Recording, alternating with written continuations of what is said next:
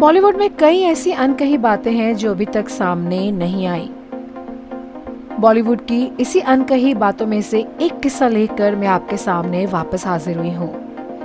रेखा ने जब बॉलीवुड में कदम रखा उससे पहले सुसाइड की कोशिश क्यों की? जी हाँ, द डीवा रेखा ने सुसाइड करने की कोशिश क्यों की थी? क्या थी इसके पीछे की कहानी? चलिए हम आपको अपने चैनल पर बताने जा रहे हैं।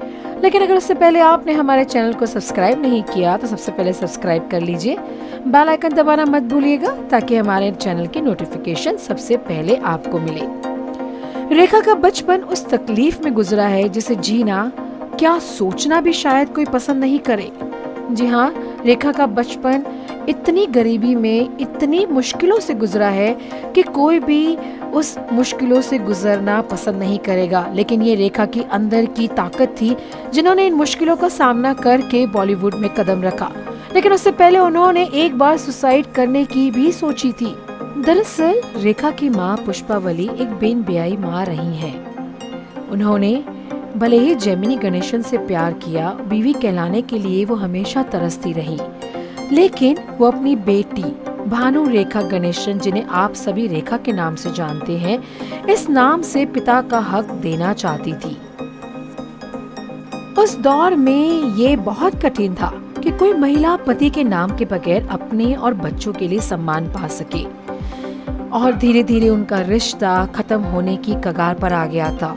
और इसका एक बहुत बड़ा कारण यह था कि जेमिनी ने खूबसूरत हीरोइन सावित्री से शादी रचा ली, और यह सुनकर वो बुरी तरह टूट गई। अब सावित्री ने अपने नाम के साथ गणेशन लगाना शुरू किया और यह हक कभी पुष्पावली को नहीं मिला। इतना ही नहीं, उन्होंने पुष्पावली के बच्चों को अपनी बेटियां कबूलने तक से इनकार कर दिया था। पिता ने बच्चों से भी मिलना जुलना और घर आना जाना छोड़ दिया था, और इन चीजों का असर रेखा यानी कि भानु रेखा पर अधिक पड़ने लगा। उन्हें समझ आने लगा था कि पिता की एक अलग फैमिली है और उनका अपना अलग घर है।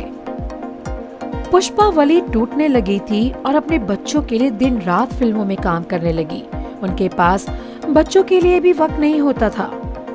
साल 1968 में रेखा ने एक सुसाइड नोट लिखा। वो फिर अपने एग्जाम में भी फेल हो गई थी।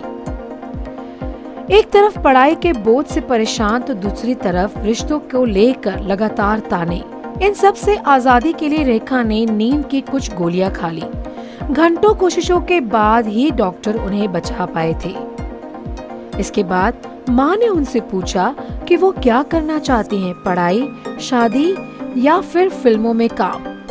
फिल्मी दुनिया उन्हें कुछ खास पसंद नहीं थी, लेकिन उनके पास इसे चुनने के अलावा और कोई रास्ता भी नहीं बचा था।